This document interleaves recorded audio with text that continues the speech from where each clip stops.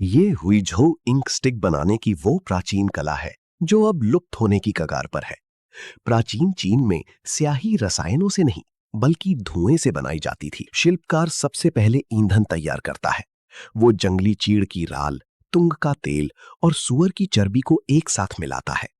इस गाढ़े मिश्रण को कटोरों में डाला जाता है और जंकस रश से बनी बत्ती की मदद से उन्हें जलाया जाता है। उठते हुए धुएं को रोकने के लिए वो उन पर मिट्टी के गुंबद रख देता है। हर आधे घंटे में वो उन गुंबदों को खुरचकर कच्ची काली कालिख इकट्ठा करता है। धूल के ये सूक्ष्म कण ही इस स्याही की आत्मा है। लेकिन ये कच्ची कालिख अभी बहुत कठोर है। इसे धोकर मिट्टी के जार में बंद किया जाता है और पूरे 1 साल के लिए जमीन में दफन कर दिया जाता है। शास्त्र बताते हैं कि ऐसा करने से इसकी अग्नि ऊर्जा निकल जाती है, जिससे स्याही में कभी दरारें नहीं पड़ती। साल भर के इंतजार के बाद प्रक्रिया शुरू होती है। इस कालिख को जोड़ने के लिए वो गर्म केटल ग्लू का उपयोग करता है। लेकिन चूंकि ये शाही स्याही है, इसलिए इसमें 8 खजाने मिलाए जाते हैं। चमक के लिए पिसे हुए मोती, एक मनमोहक खुशबू के लिए कस्तूरी, समृद्धि के लिए शुद्ध सोने के वर्क और गहरी लाल रंग का खनिज सिंदूर। इसके बाद शुरू होती है कठिन परीक्षा।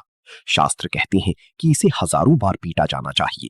बार बार के प्रहार से कालिख और सोने के नैनो कण एक दूसरे में समा जाते हैं और एक चिपचिपा पीस एक ठोस रबर जैसा बन जाता है। इसे तौला जाता है और फिर ड्रैगन के प्रतीक वाली लकड़ी के एक नक्काशीदार सांचे में दबा दिया जाता है।